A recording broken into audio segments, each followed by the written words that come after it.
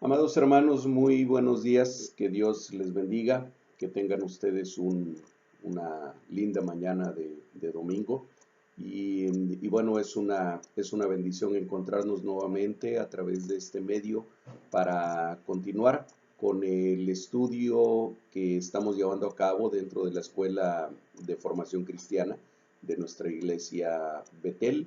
Estamos estudiando el curso denominado Deseando el Reino.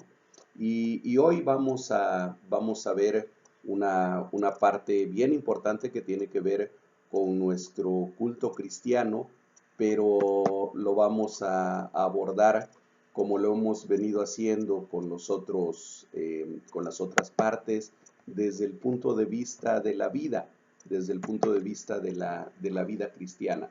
Si ustedes han seguido este curso, recordarán que hace 8 días hablamos sobre el punto central del culto cristiano reformado, que es la predicación de la palabra de Dios, y cómo esta predicación de la palabra, esta lectura de la palabra, tiene que ver con nuestra vida diaria, tiene que ver con nuestro vivir cotidiano como cristianos dentro del reino, que no es simplemente un acto meramente religioso que se lleva a cabo dentro de las paredes del templo, sino es algo que tiene un simbolismo para la vida.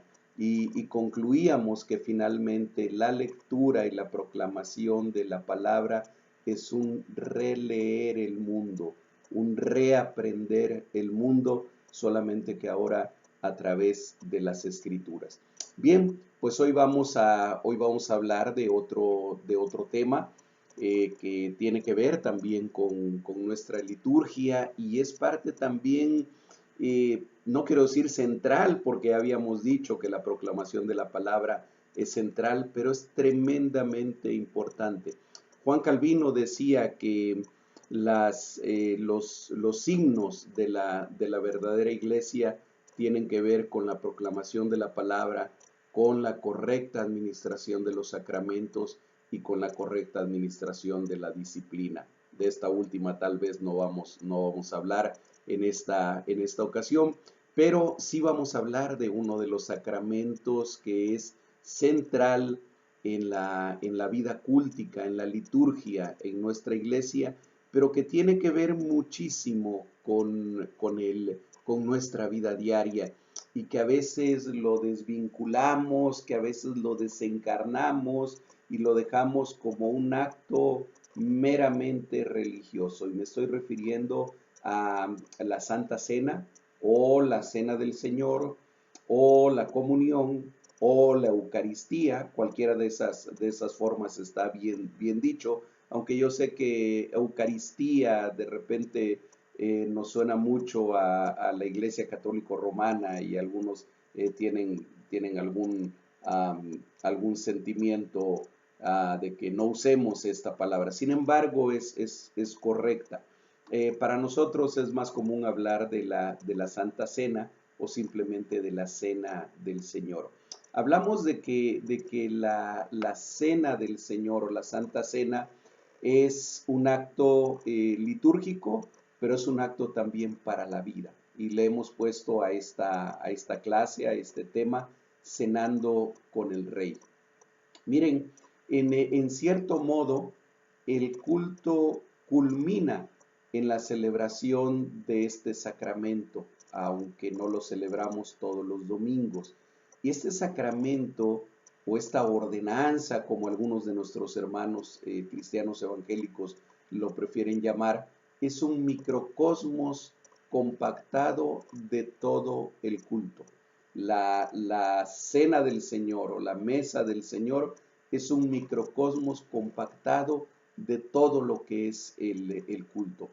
La celebración en sí de la comunión ocurre de maneras diferentes en distintas tradiciones. Algunos de nosotros nos ha tocado estar en celebraciones en diferentes iglesias de diferentes denominaciones y ha sido una tremenda bendición el participar en la Santa Cena de diferentes maneras. Hay veces me ha tocado a mí estar en algún lugar a donde una sola pieza de pan es repartida entre toda la comunidad.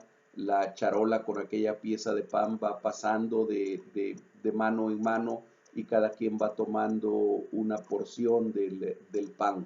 Es una forma de cumplir con este sacramento. En fin, no voy a entrar en detalles con esto, solamente mencionar que ocurre de maneras diferentes en distintas tradiciones. Y si tratamos de imaginar como en una instantánea lo que está ocurriendo dentro del culto, bueno, muchas de las prácticas litúrgicas que hemos hecho antes, desde el llamamiento a la adoración, pasando por la proclamación de la palabra y ahora llegando, si es en el caso de nuestra Iglesia Nacional Presbiteriana, si es el primer domingo de mes, llegando a la celebración de la Santa Cena.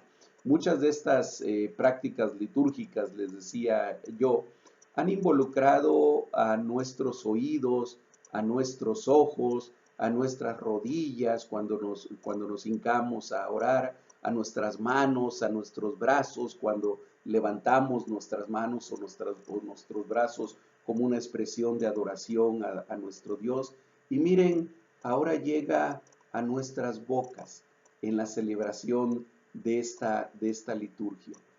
Esta liturgia, hermanos, nos lleva a través de la historia, tal vez nos hace retroceder 2000 años en el tiempo y nos lleva a un episodio que comprime nuevamente el Evangelio en una sola acción.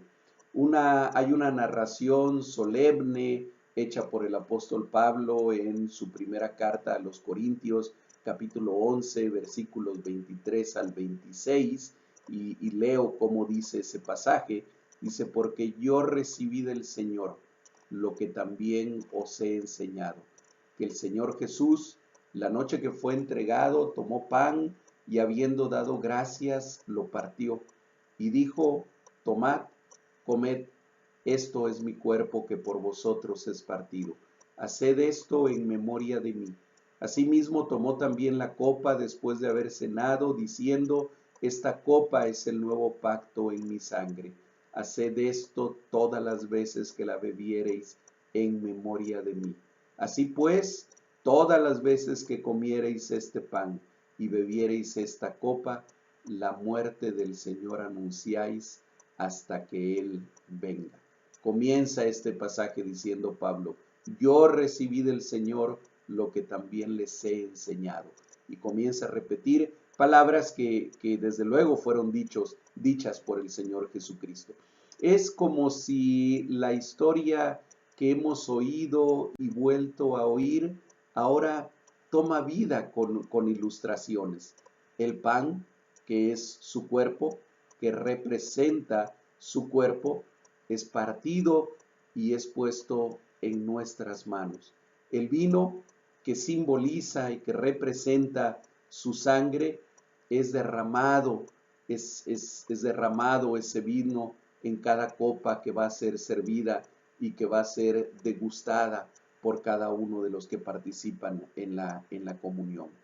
El despliegue y presentación tangible del Evangelio en la Santa Cena es profundamente conmovedor, porque es algo tangible de asuntos que terminan siendo intangibles para nosotros, que no vivimos la historia cuando se desarrolló en su momento.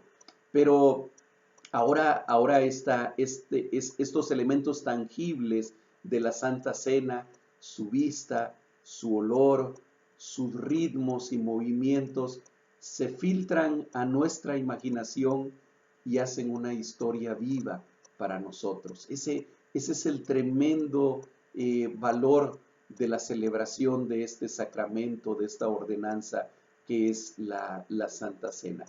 Pero, ¿qué pasa cuando esto está ocurriendo?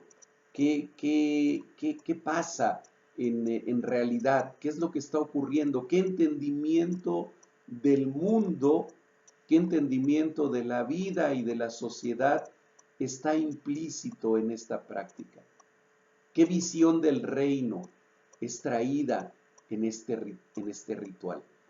Yo voy a comentar en los minutos de esta clase tres temas que creo que pueden dar respuesta a estas preguntas. Sobre todo, ¿qué visión del reino es traída a través de este ritual, a través de esta liturgia que celebramos? Bueno, el primer tema que quiero traer a colación relacionado con esto son los mismos elementos de la cena.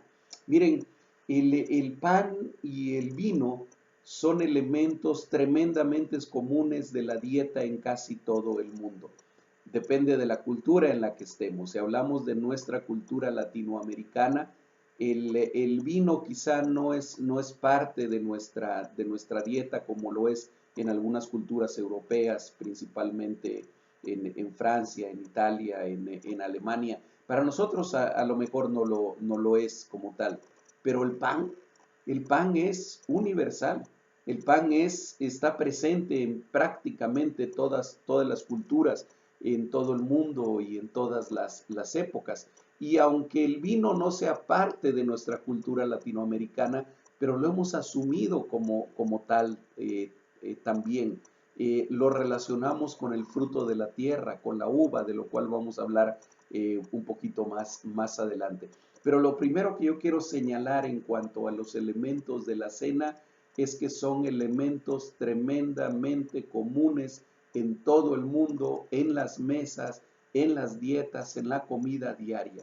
Son artículos tan comunes como la misma vida diaria, tan comunes como el caminar, como el ducharnos, como el cepillarnos los dientes, como el prepararnos para salir a la calle, como el tomar el autobús, como el ir a trabajar. Son elementos comunes de la vida diaria.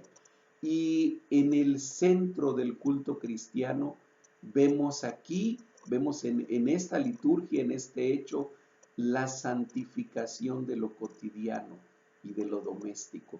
A mí en lo personal me encanta este concepto, me llena mucho.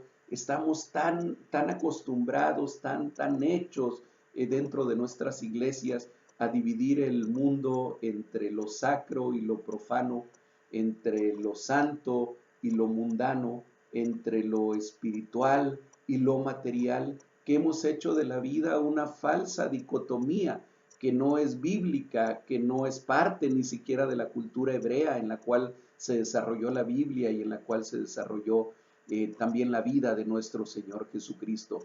Es más bien una dicotomía que hemos heredado falsamente de la cultura griega, del helenismo, de la filosofía que tiene que ver más con sus maestros griegos, esa dicotomía entre lo espiritual bueno y lo material malo, entre lo sagrado que está dentro de los templos y lo profano y mundano que está afuera de los templos. Cuando que la palabra de Dios nos enseña que del Señor es la tierra y toda su plenitud. Y cuando dice toda su plenitud, tenemos que entender ahí y abarcar ahí lo cotidiano, lo de todos los días. Y en este momento que estamos hablando del pan y del vino, de alguna manera esta liturgia es parte de la santificación de lo cotidiano, de lo doméstico.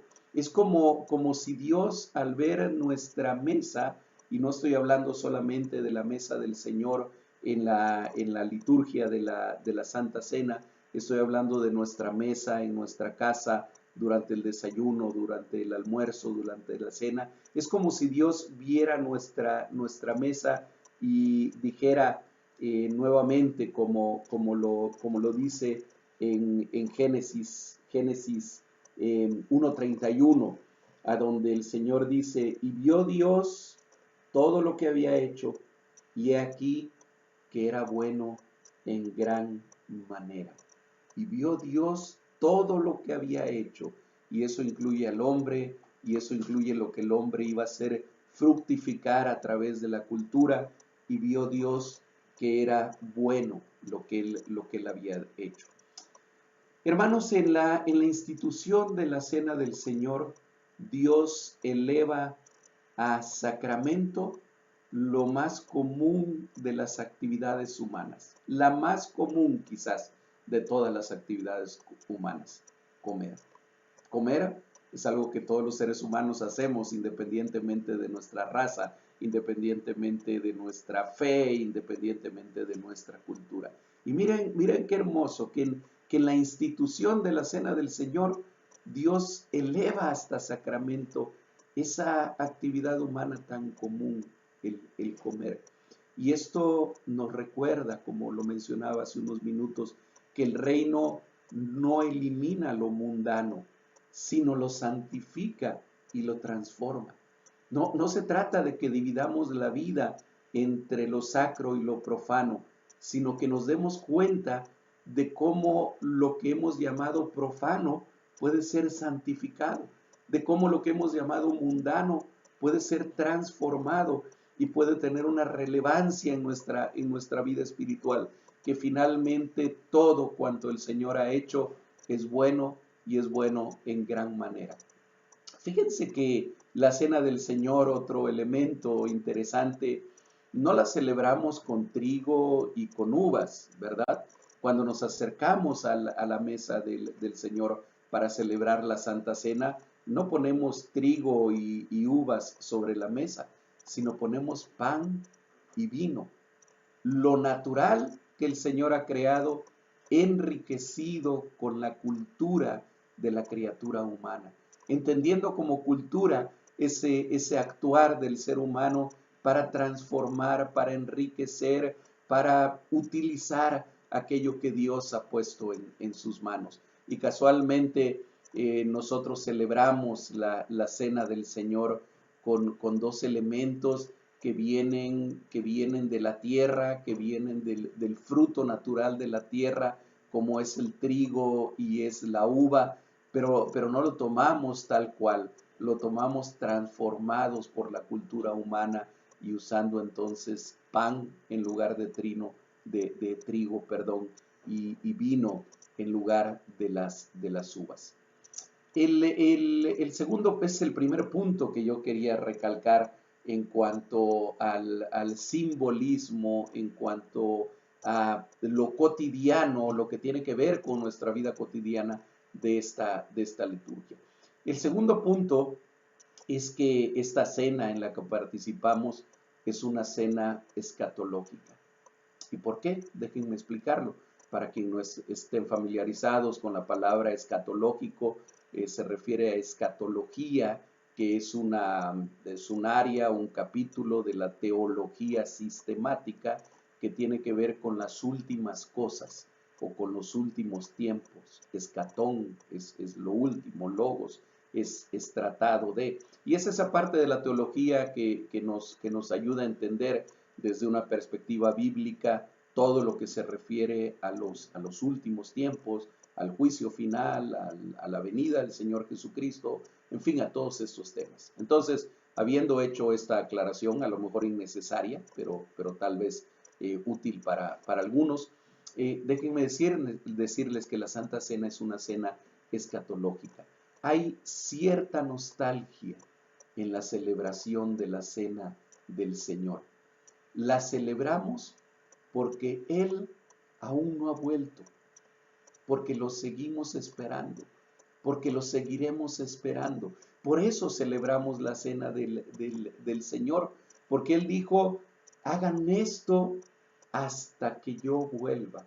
Cuando Pablo nos menciona lo que leímos hace un momento en Primera de Corintios capítulo 11, él vuelve a repetir esto de celebrar esta cena hasta que Él venga. Cada vez que se reúnan, hasta que Él venga. Entonces, si la estamos celebrando, eso nos recuerda, Él no ha venido aún, Él no ha regresado aún, lo seguimos esperando. Me gusta mucho la analogía que hace el autor del libro que estamos analizando, James Smith. No soy muy bueno para acordarme de los nombres de los autores. James Smith me encanta la analogía que hace. Dice, La cena del Señor es un tipo de comida para llevar. Es un tipo de comida para llevar, en el sentido de que vamos de paso en este mundo. Es como cuando vamos camino al trabajo y no nos dio tiempo de desayunar y nos paramos por ahí en algún puesto, en alguna fondita y pedimos una torta o pedimos unas picadas y unas gorditas, pero las pedimos para llevar porque vamos de paso, tenemos que llegar al trabajo y allá ya la vamos a disfrutar en algún momento que tengamos. En ese sentido, la celebración de la Cena del Señor es una comida para llevar, porque estamos comiendo aquí de paso, estamos cenando de paso. Es como dice el Salmo 78, 19, cuando en un contexto diferente, pero se menciona la palabra, es como una mesa en el desierto, es como una mesa puesta en el desierto. O como el famoso Salmo 23 lo dice en el versículo 5, aderezas mesa delante de mí en presencia de mis angustiadores. Aderezas mesa, pones mesa delante de mí en presencia de mis enemigos, dice en este hermosísimo Salmo número 23. Es algo así también la mesa del Señor. Es una mesa aderezada, es una mesa puesta de parte del Señor en presencia de quienes nos persiguen, en presencia de nuestras angustias, en presencia de nuestros problemas, en presencia de nuestras cargas. Y entonces podemos, como el salmista en el Salmo 23, decir cuando nos acercamos a la mesa del Señor, tú aderezas mesa delante de mí en presencia de mis angustiadores. Y les decía que es una cena escatológica, es una cena con un carácter escatológico, porque es un anticipo a lo que dice Apocalipsis 19:9, que será la cena de las bodas del Cordero, a donde por la misericordia y por la gracia de Dios estaremos presentes aquellos que hemos reconocido al Cordero como nuestro Señor y como nuestro Salvador. Discúlpenme. Esas cenas de la boda del Cordero, en las cuales estaremos presentes algún día. Bien, la Santa Cena es un anticipo, es un preludio para aquella verdadera cena y cena hermosa y cena final, por decirlo de alguna manera, en la que habremos de participar algún día. Entonces, esta Santa Cena que celebramos es solamente un anticipo. Es escatológica también porque anuncia lo que será el reino de Dios. Miren, hermanos, el pan y el vino durante la celebración de la comunión, durante la celebración de la Santa Cena, son libremente distribuidos a todos los que están en comunión. Es como la respuesta al llamado que está en Isaías capítulo 55, versículo 1, a donde dice, a todos los sedientos, venid a las aguas, y a los que tienen y a los que no tienen dinero, venid, comprad y comed. Es este mismo llamado. Y yo no sé por qué dentro de nuestra liturgia, dentro de nuestra tradición, no está el leer versículos como este cuando celebramos la Santa Cena, pero es una imagen perfecta de lo que simboliza este sacramento. A todos los sedientos, venid a las aguas, y a los que no tienen dinero, venid, comprad y comed.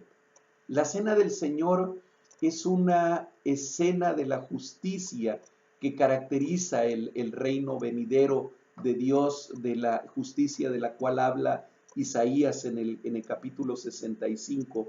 Déjenme por favor buscarlo rápidamente aquí en mi Biblia. Miren qué hermoso lo que dice Isaías 65 cuando nos está prefigurando, cuando nos está describiendo el reino establecido en toda su plenitud. Voy a leer solamente 3 versículos.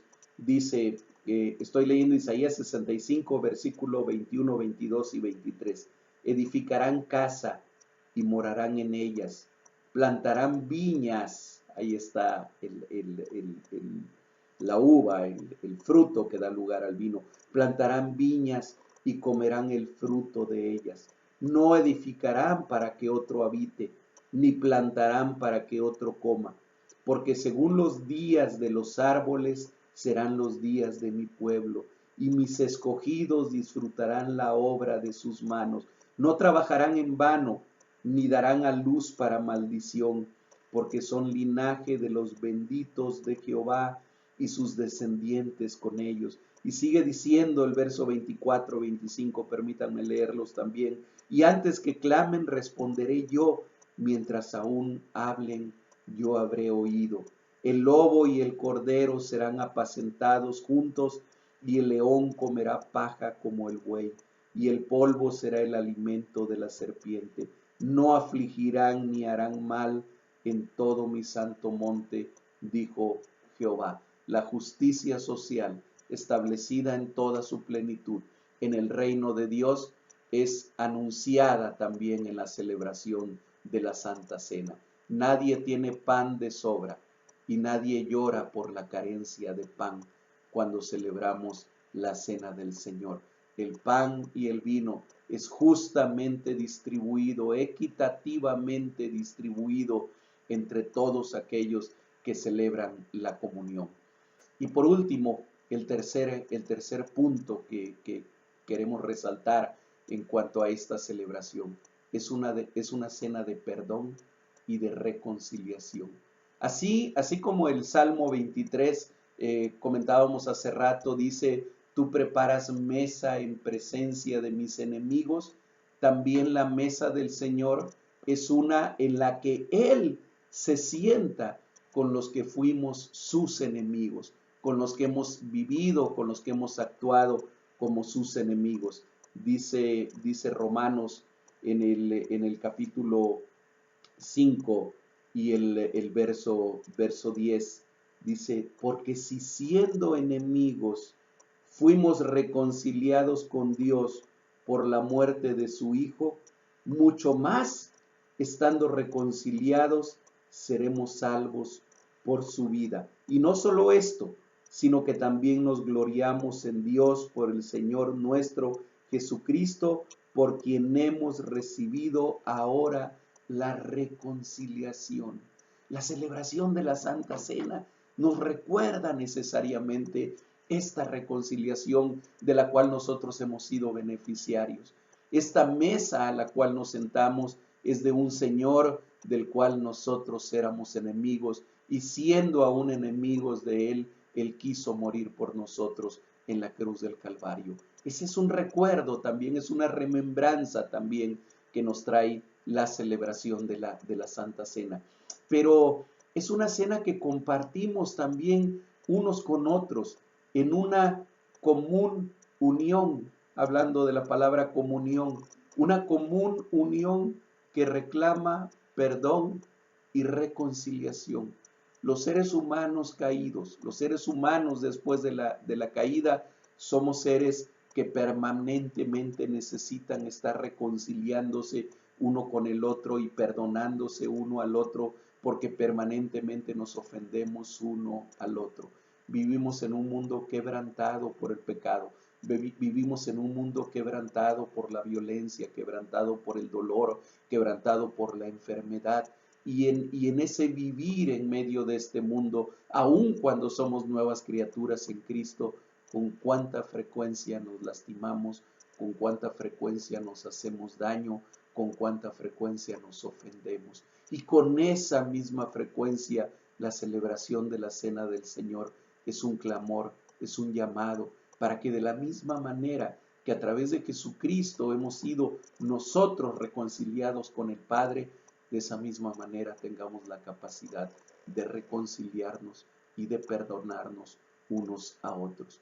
El llamado a la Cena del Señor nunca es individual, siempre es comunitario, siempre se celebra en comunidad, porque los seres humanos hemos sido llamados a vivir en comunidad. Los seres humanos somos criaturas de un Dios que habita desde la eternidad y hasta la eternidad en comunidad, en una perfecta comunidad formada por la Trinidad, formada por Padre, Hijo y Espíritu. Y cuando ese Padre Creador nos crea a nosotros y nos crea a su imagen y semejanza, nos crea como seres comunitarios. Los seres humanos jamás podremos ser islas, los seres humanos jamás podremos desenvolvernos y mucho menos en el reino de Dios como entes aislados. Y la Santa Cena, al celebrarse en comunidad, al celebrarse en grupo, es un llamado y es un recordatorio nuevamente para la unión y para la reconciliación. Es un recordatorio también de lo que dice Primera de Corintios en su capítulo 12. No voy a leer el pasaje ya para no usar más tiempo de ustedes, pero ustedes conocen bien ese pasaje y si no lo conocen, los invito a que lo lean. Primera de Corintios 12, a donde la palabra de Dios nos recuerda que somos un cuerpo que está formado por diferentes miembros. Y dice ahí la palabra, así como el ojo no le puede decir al pie, no te necesito, ni la mano le puede decir al oído, no necesito de ti.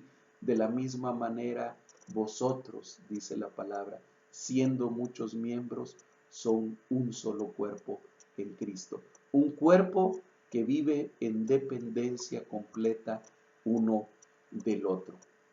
Hermanos, esta es la última entrega de este curso, Deseando el Reino.